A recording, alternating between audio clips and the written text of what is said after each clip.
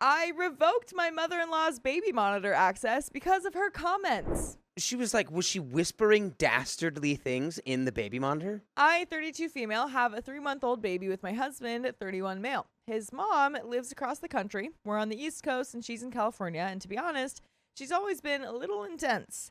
Not a full-blown monster-in-law, but definitely more involved than I'm used to. Like, she's the kind of woman who will call to say that she saw a cuter outfit for the baby than the one that I posted on Instagram. By the way, this comes from Valuable Kitchen 4377 on the Charlotte Dobre YouTube subreddit. And if you want to submit your own stories, go to the r/OK Storytime subreddit. And I'm Angie. I'm Dakota. I'm Riley. And Opie says, anyway, when our baby was born, my mother-in-law asked if she could have access to the baby monitor so that she could see her grandchild grow up from afar. I was a little iffy on it, but my husband thought it would be sweet and would help her feel more connected since she can't visit often. So I agreed. We have a Nanit camera in the nursery, which lets you view the video feed from anywhere. What I didn't realize is that she'd be watching us all the time. Like, not just the baby sleeping. She comments on things that she has no business even noticing. Like the other day, I was front airbag feeding in the nursery, wearing a robe because it's more comfortable. And a few hours later, she texted my husband saying, "Tell OP I'd be happy to send her a nicer robe. That red one's looking a little raggedy." Stop it. That's weird. That's weird. You stop. Quit it. Eye in the sky. Eagle Yeah. Eye. You're being the movie Eagle Eye with Shia LaBeouf right now. Yeah. Quit it. So now when I go to front airbag feed my baby, I have to watch out for being watched. Yeah, access Yeah. revoked immediately. Come on. Well, I give one warning. Yeah. Say, and then as soon as it happens, the inevitable second time, it's cut off. Absolutely. Like, what? Excuse me? I was so creeped out. I mean, that was clearly during a private moment, not just the baby napping. I told my husband and he kind of just shrugged it off. He said something like, "She doesn't mean anything by it. She's just observant. I grew up like that. We never had real privacy in the house." Okay, but we're not kids anymore, and she's not even here. She also makes weird little passive-aggressive comments. Like, if the baby cries for a while, she'll text things like, "Poor little guy, someone must have been tired today," or "I would have picked him up sooner, but you're the mama," which feels like she's judging me, but trying to play it off as casual. And she always acts like she's just trying to help, but it's in a way that makes me feel like I'm constantly being watched and judged. It's not mean, it's just kind of boundary pushing. So I changed the settings on the camera so she can't access it anymore. I didn't announce it, I just did it. She texted my husband asking if something was wrong with her app, and now he's mad at me for making it a thing. He says it was harmless, and now she feels cut off, and I could have just told her instead of going behind everyone's back. I told him I didn't think I needed permission to stop someone from watching me in my own house. And he says I overreacted. I feel like I'm losing my mind a little bit because to me this is a huge privacy issue, but maybe I'm being dramatic. I just don't want someone literally across the country watching me front airbag feed and make comments on my clothes and parenting. So am I the a-hole? Comment number 1 says, not the a-hole. Tell him you'll set up the nanny cam in his office/man cave and his mom can watch him. Solve both of their problems. Yeah, there you go. Your parenting is between you and him. She is not a third parent, and it's high time that she was reminded of that. Comment number 2 says, revoke baby monitor privileges immediately and arrange the dad and baby to have video calls instead. Comment number 3 says, not the a-hole. That's invasive and creepy. I would feel incredibly violated if someone was always watching and making comments like that. If you are at all interested in compromise, full disclosure, I would not be. Maybe you can agree to turn it on at specific times so she can visit, like nap time or playtime. Yeah. For these specific instances, Right. we have given you access to the camera. Right, not just 24/7. Someone else responds, she should ask the husband how he would feel if she sets up the camera in his room so mommy can have access to his private moments and make comments about him when he's half unclothed. When he says that it's not the same, and he will, ask him how it's okay for his creepy mother to watch her in a private moment versus him. Just because there's also a baby in the room doesn't make it any less weird that she can spy on them whenever she wants. And we do have an update, but yeah, I agree. That's just a lot, dude. Yeah, strictly controlled access to the baby Yeah. cam from now on. Yeah, definitely. And the fact that she was also just like, oh, I would have done that differently, but whatever, you're the mom. It's like, girl, I didn't even know you were here with us. Girl. Like, that should be enough to just be like, okay, bye. Yeah. Sorry. You are the fly on the wall. Right. The eye in the sky. And you know what we do with flies? We swat them. Swat 'em. Say, officer. Don't act. Exactly. Don't call the SWAT team.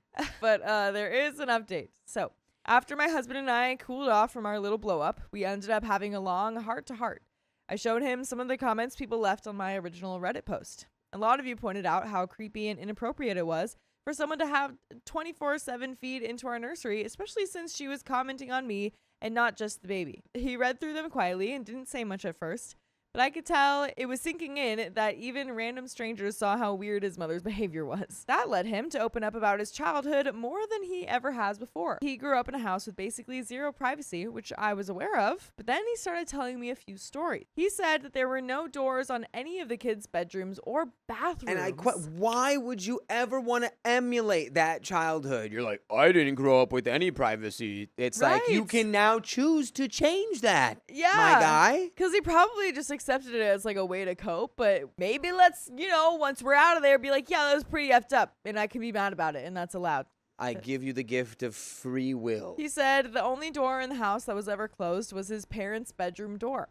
His mom would walk in on him constantly, read his texts out loud to the rest of the family as a teen, comment on what he wore, even stand outside the bathroom sometimes if he was, quote, taking too long. He admitted that he's so used to that level of involvement that he never really recognized how invasive it was.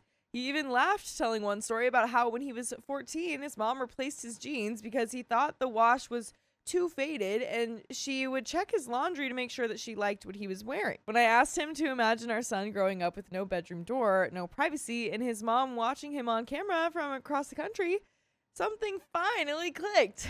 He said, wow, I guess that is weird. Yeah, that You is. silly goose. It is a really good showcase of like when you grow up in a like weird environment, you don't understand that it's weird. Yeah. And Yeah. If you don't have a frame of reference for what's more normal. Right.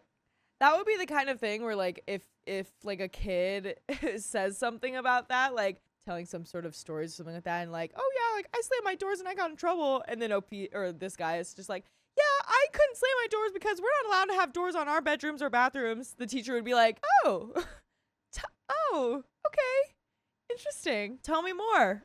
That'd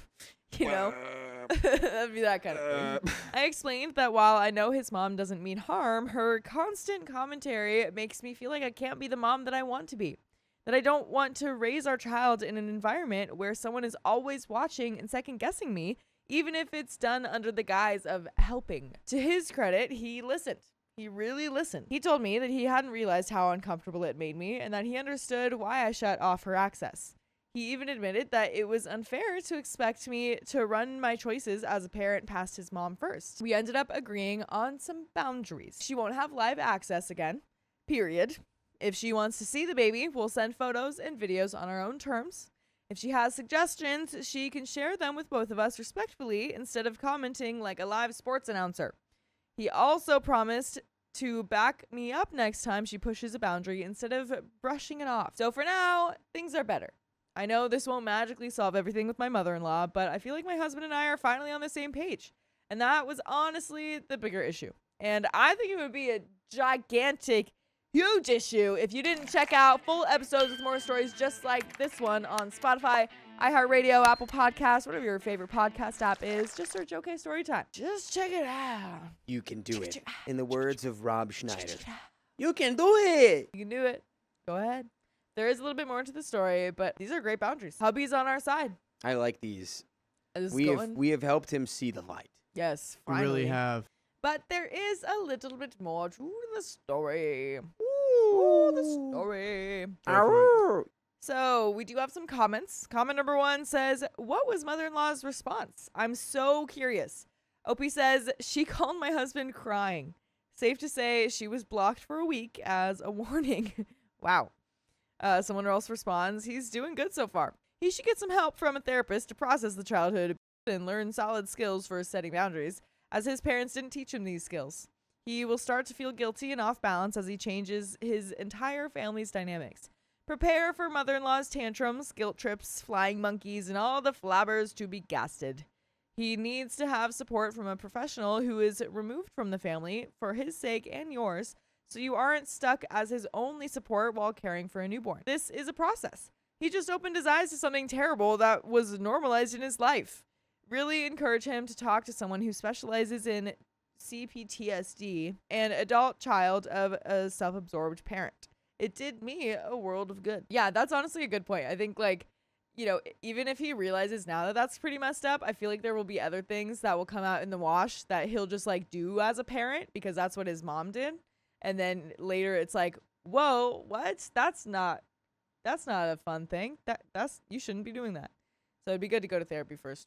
Yeah. For the kid's sake, too. True. Comment number 2 says, did he not have friends, though? No friend ever came over and commented about the no doors or anything? Did he not go to friends' houses where they all had doors? Not one friend ever asked what the F is wrong with his mom? Just wondering.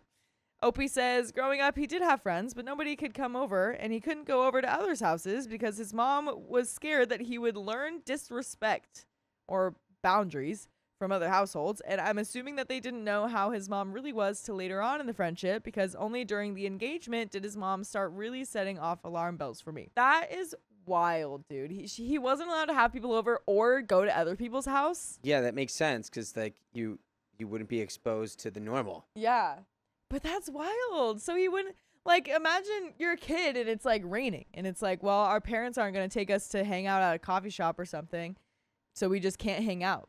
Because I don't want to be outside and I'm not allowed to be in my house with you or in your house. Yeah. That's insane. I refused to let my baby go with my mother-in-law because she is over-involved. You get your nose out of my business. My baby. I, 29 female, am currently pregnant with my first child with my fiance, 30 male. We've been together for 5 years. Also, we are Europeans, and English is not my mother tongue. Overall, I've had a good relationship with my mother-in-law. She's always been kind to me, but I've also noticed over time that she will always defend her kids, no matter what. That loyalty is sweet, but sometimes it feels like it blinds her to reality. And by the way, this comes from user internal routine 4777 on the r/charlottedobreyoutube subreddit. And if you want to submit your own stories, go to the r/OK Storytime subreddit. I'm Dakota. And I'm Angie. And I'm Riley. And OP says, since I got pregnant, she's been extremely involved. His whole family has, actually. My sister-in-law organized my baby shower. My brother-in-law and sister-in-law bought most of my nursery furniture, and everyone is super excited. I really do appreciate their support, but mother-in-law specifically has been a little too enthusiastic. For example, sister-in-law was in charge of planning the baby shower and the gender reveal. She was the only one who knew the baby's gender. The whole thing was supposed to be a surprise for my fiance and me. Well, mother-in-law couldn't help herself. She tried to insert herself into the planning, and she revealed multiple details ahead of time, completely spoiling the surprise. She even called sister-in-law, trying to get the baby's gender out of her beforehand.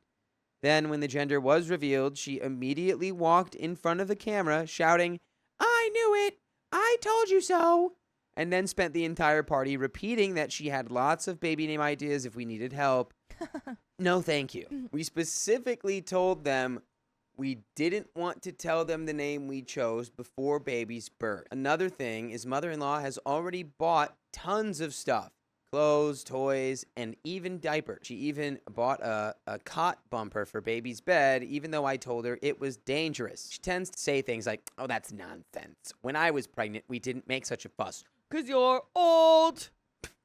Old alert. But I guess that'd be calling yourself old, too, if that's your mom. Yeah, exactly. I don't Dang. know. But it's more just like hey, things change. Shut up. Yeah. Please, stop it. Exactly. Just like, remember, they used to have like little cages they would hang outside of high-rise windows that you were supposed to put your baby in because it got them fresh air in an urban environment. Should we still do that, Mom? Right. Miss Mother-in-law? Would you like me to put my baby in a cage suspended over 25 stories so they can get fresh air? I don't think so. That's crazy. The same goes for food restriction. The twist is all of these things are meant to stay at her house for when she keeps the baby. Here's the issue. I don't want my baby going to her house. Here are my reasons. She smokes. I used to smoke too, so I'm not judging her, but she smokes in the house.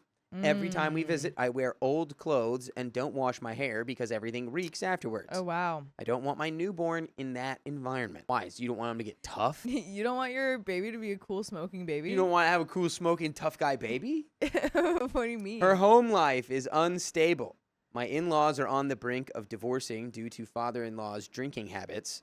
I won't go into details, but I don't want my child around that tension. Her parenting record isn't super reassuring either. My fiance and his sister have casually shared stories about how they fell off beds and changing tables as babies while under their mom's care. Oh my gosh. Do they remember? They've got the brain damage to prove it. At least the parents are kind enough to be like, I did let you fall off of that changing table a couple times. Yeah, a couple times. I'm pretty sure I'd keep that pretty close to the vest if it was my kid. I'd be like, did you so ever drop me? wild. I'd be like, no. No. You No? did roll off and I didn't catch you. But I didn't drop you. Though. Yeah, I didn't drop you. You were just obsessed with falling down. I couldn't stop that. Accidents happen, but it doesn't inspire a ton of confidence. I'm planning to stay home with the baby for at least a year. I'm taking extended maternity leave, and I plan to front airbag feed. So there's no need for childcare help right now. I'm not even sure why she's acting like it's a given that she'll be watching the baby. I get that she's excited, and I get that she means well, but I can't help feeling anxious and frustrated about how pushy she's being. And I'm the one being made to feel like the bad guy for saying no. So would I be the a-hole for not wanting my baby to go to her house? And we have some comments. But first, No, definitely not. I mean, you're looking out for your baby's safety and health with the smoking stuff. And it is just kind of weird. Like, I don't know. I mean, I know people babysit and stuff, but I feel like if I were to babysit any of my, like, you know, baby nieces or nephews, I would probably go to their house and not bring the baby back with me. So it's kind of weird that initially from the start she was like, yeah, these are all stuff for like newborns, but they'll stay at my house for when I have the newborn over. It's like, super crazy. yeah, Where like, it's just like, how I'm often- getting you all this stuff, but it's mine. right. It's like, what? Comment number 1, blame your pediatrician. She'll be glad to take the heat. Junior's pediatrician specified that he cannot be exposed to cigarette smoke. Nothing personal. It is a health issue. Thank you for being so supportive. Not the a-hole. Reply. Mother-in-law will just promise not to smoke in the house while the baby is there. So it's important to stress that the baby cannot be in a home that is saturated with nicotine and tobacco toxins on the walls, ceilings, on and in the furniture. Furthermore, I wouldn't allow a smoker to hold my baby. The baby will smell awful afterwards. When I smoked, I never held my brother's baby for this exact reason. Gently tell your mother-in-law this is a good time to quit smoking. What could be more motivating than the love of a grandchild? If she chooses cigs over her grandbaby, then that's on her. Update. Let's get right into it. Baby's arrival. Great movie. Our son came a month early. Labor went well, but because he was premature, we had to stay in the NICU for 2 weeks. At the hospital, visits weren't allowed in the NICU. Only my fiancé could come. Mother-in-law got impatient after a few days and wanted to visit. My fiancé explained the rules, but a nurse had told him that sometimes visits through a glass window were possible. Mother-in-law came with him, and to my surprise, they actually let both of them in. Oh my gosh. She was overjoyed, respectful, and kept her distance. She did smell like smoke, though. Later, she texted me to thank me for letting her visit, even though I didn't really have a choice. Back home, because he was premature, we delayed visits and asked people to keep their distance. No one was allowed to hold him, but of course mother-in-law was the exception. On her first visit, she immediately asked to hold him. My fiancé wasn't thrilled, but didn't manage to say no. When he told her to be careful, she snapped, "I've had 3 kids. I know what I'm doing." Honestly, her holding the baby makes me so uncomfortable. I don't even know if it's the smoke, the perfume, the gum, or all of it, but I can't stand it when she holds him. Weirdly, I loved seeing my mom and sister hold him for the first time, but not mother-in-law. Doesn't sound weird to me. She smokes right before coming, even though we've told her not to. Oh my gosh. Sometimes she forgets to wash her hands, like when she puts his pacifier back in his mouth right after smoking. She thinks chewing gum cancels out the smoke. And worst of all, she kisses him all over his face. Yeah, my fiance has said something multiple times, but she just doesn't get it. This is where we just don't let her come over. This is where, hey, girl, we've told you not to, and you've done it. You've done even worse things, like freaking smooching his face with your cigarette breath. Your cigarette breath. And I'm sorry, until this baby maybe gets a little bit older, like a few years older, I don't want you, I can't have you around like this. Yeah. It's not a premature newborn. Yeah. Like, come on. Gross. Yep.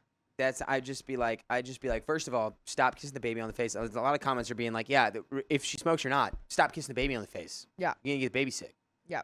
The babysitting issue. My biggest fear was her insisting on keeping him at her house. So far, that hasn't happened, but my fiance did bring it up to her, and she got angry. She said it wasn't fair that she couldn't babysit at her house just because of her heavy drinking husband. Sounds like a good reason to me. My fiance told her that maybe she could babysit at our place instead, which I'm still not thrilled about. For now, I've avoided the situation. Honestly, I don't think I'll ever feel comfortable with her babysitting while she lives with father-in-law.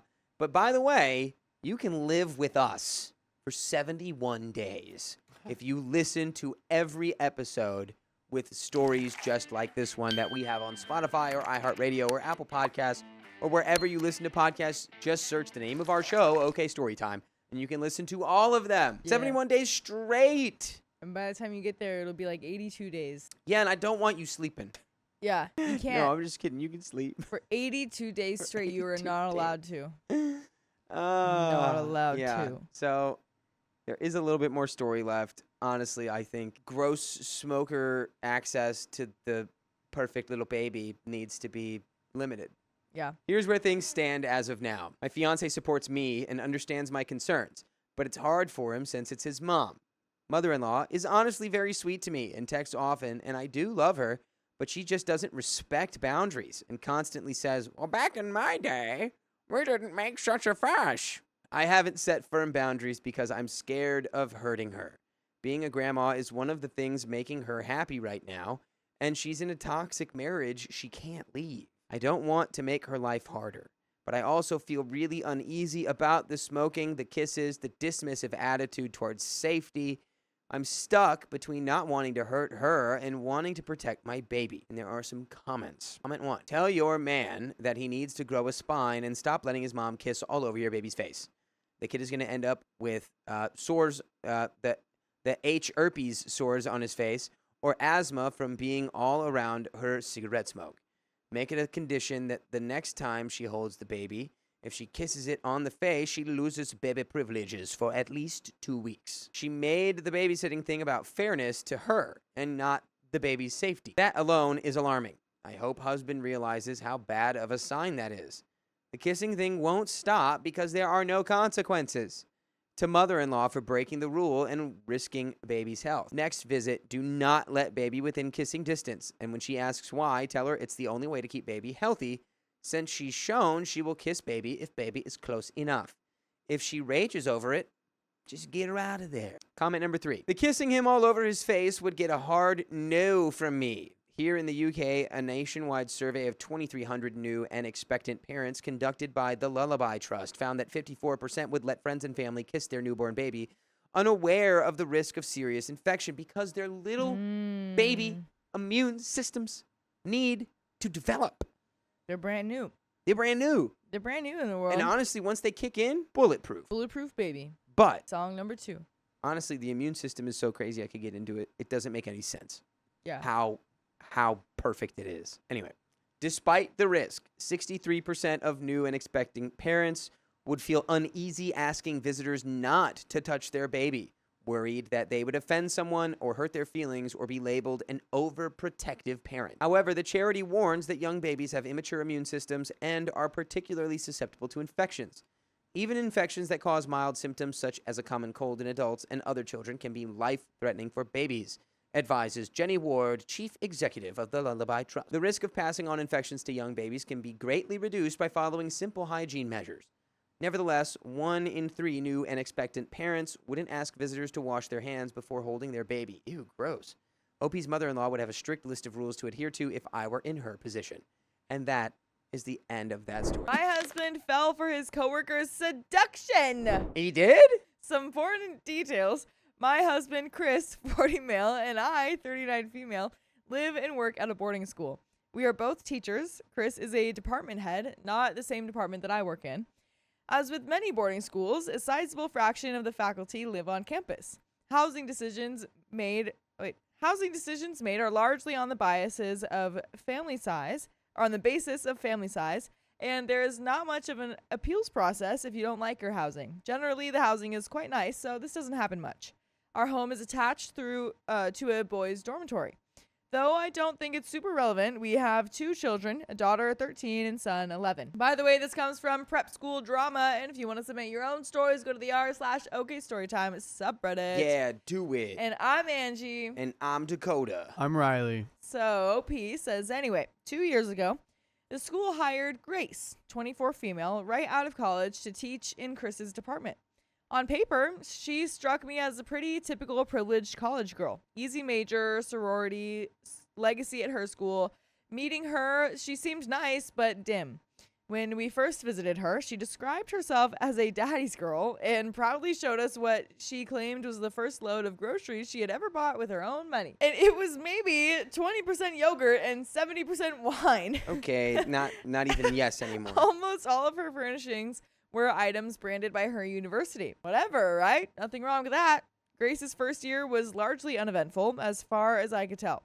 She was a competent teacher from what I've learned, a pretty good athletic coach. Her major issue was that she seemed to have a drinking problem. At virtually every faculty gathering, formal or informal, someone would have to help her home. Oh, wow. Chris was frequently that person, as departments occasionally have gatherings of their own. Another issue was that she really likes men. Really.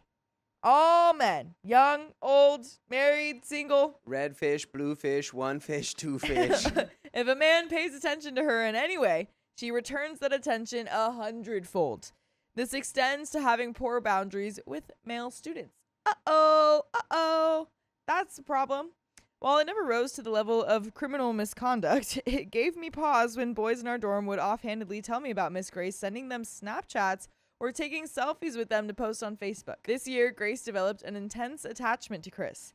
She was constantly talking to him, texting him, cornering him at gatherings. I'm absolutely certain that if Chris showed any interest, she would sleep with him. I am just as certain that Chris has no interest in her. We have spoken about their relationship, and he has been completely open and honest, even going so far as to offer to show me their texts. As her supervisor, he has to interact with her, and those interactions are always professional. Although Chris's natural personality is gregarious and friendly. At the end of the year party, Grace got completely wasted. She was all over several men. Virtually all of them were coupled or married. After they kept her distance, she approached Chris, demanding that he take her home. Quote, "Before I do something bad." Uh-oh, that's not appropriate. Uh-oh. That's what we call inappropriate. I think you're doing something bad right now by asking him to take you home. Yeah, what? Stop it. Chris. Why don't you ask Uber? Chris then conscripted me and another female faculty to get her home safe. We walked her back to her place, and that was it. We laughed this off until this past week when we got a word from our dean that Grace was going to be moving into the apartment on the other side of our dorm next year. Reddit, I do not want this woman living near us.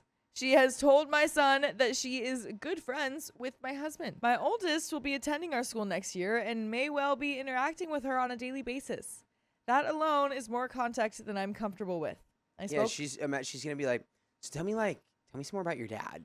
Yeah. Like, maybe tell me some stuff about what does he like? Like, what are his favorite things? I'm worried that it would be like, oh my gosh, you look just like your dad. Yeah. Oh my God. God. And then it gets weird there. Oh. Yeah. That's where my brain goes. Yeah. But We're seeing lots of red flags from this girl. Lots of them. I spoke with the dean and was frank about my concerns. And while sympathetic, his attitude was largely that personal concerns outside of Grace's performance of her job could not affect housing decisions. So here we are. While I love my job, the annoying reality of boarding school life is that your coworkers are your primary social circle, and situations that in a normal workplace could be solved easily become intense and complicated. So, what do you think? Should I just get over it? I repeat again that I am certain that Chris has no intention of straying on me with Grace or anyone else. And there are some comments, but what do you think? Do you think that she should just get over it? I think you need to clearly report this to some sort of administrative, whoever's in charge of inappropriate Well, yeah. relationships between members of faculty. Is there some sort of HR? Because I mean, she told the dean. He was basically just like, yeah, I mean, you can't The dean made her your neighbor. Yeah. Yeah, by the way, I'm moving her right to the apartment Right. across from yours. Like, I don't care what problems you guys have. This is just kind of what's going on. She's your problem now. Yeah. She's your problem. I don't think you're overreacting. I think that's very weird. And I think it's good that your husband is aware and that you trust him. And hopefully there are situations where he can kind of, put up some boundaries, or you can keep a good eye on the kids. Okay. But we do have some comments. Commenter says, what about your husband addressing it with her the next time she's inappropriate? A gentle reminder of keeping it professional could go a long ways to waking her up that her behavior is both noticed and inappropriate. We'll see as Grace is away for seemingly the rest of the summer. I will say that I don't think Chris has been as assertive as he could have been in telling her to back off. Grace herself doesn't really explicitly cross the line in her sober communication with him. She just contacts him a lot. He feels like he's in an awkward place, and that's correct. Yeah, I mean, the whole I need to get out of here before I do something bad. Yeah. Like what? Ruin your career? Literally. Try to home wreck your coworker? Yeah. Because he's also, as a reminder, he's the head of this department that she's working in. So this is basically her boss that she's saying. Yeah. Get in the head of the. You gotta get ahead. You gotta Kylie. get ahead of somebody being like, "Can I get ahead?" Yeah. Yeah. There's only one way to get ahead. Like, yep. But we trust him. We trust that he's not going to let that happen. Oh, Praying gosh. mantises Who knows? eat the heads of Who their knows, mates. man? Someone responds to Opie. Well, I'm not defending her actions and surprised that she hasn't yet been warned in a professional setting. I have to assume that this is a lonely young woman right out of college who doesn't yet know how to socialize at a work function. I don't think it's a stretch to assume that she's still trying to have the fun that she did as a sorority sister. Do you know if she has a social life outside of teaching? Does your school allow for time off campus? She definitely needs to chill, and I think someone should definitely nicely bring it to her attention. I just feel for her. She seems bored and lonely. OP responds, yes, we have plenty of free time. This isn't the military. I do try to have a sympathetic attitude towards Grace, since I think she still expects that a no-strings-attached social life will be provided to her by outside forces, just like it always has been, in school, sports, Greek life, summer camp, etc. At the same time, there are young, single faculty her age on this campus, and we live in an area with a thriving cultural scene and a steady population of university students and 20-somethings. I think her main issue is that she doesn't know how to socialize without booze, and she doesn't know how to meet people outside of parties or Tinder. From what I understand, she has never had a boyfriend, just wasted hookups in college. And we do have an update. But yeah, I mean, that's very possible. Maybe she just doesn't maybe she doesn't understand. Maybe that's just what she's grown up in, or dealt with in her 20s. But, that's a problem that we should fix. Something that you should learn. Yeah, it's something you can be a mentor for. Yeah. Just be like, hey, that's not how you do that. Right. Okay. Great thing to bring up to her personally, maybe as friends. But we do have an update. School is starting back up again, and faculty are reconnecting and mingling after a summer largely spent away from campus. Grace was a no-show. Apparently over the summer, she got another job and moved to a city several hours away. Okay, cool. Coincidentally. That's all that we have to talk about in this update, right? Not like we haven't even addressed the title yet, right? Right? This is the second sentence of the update. Nothing bad will happen in future. How does he fall for it? Does he trip? Sounds like Does it. he slip? Does Ooh. he Just dip? do the tip? Anyway. Opie says, good riddance. The apartment down the hall has been taken by a single middle-aged biology teacher with whom I've always gotten along. Awesome. But through a series of events, as convoluted as they are boring, very long story short, someone told someone else who told me, I've learned that Chris has been not nearly as forthcoming about his relationship with Grace as I thought. Oh, would you look at that? Forsooth. Oh.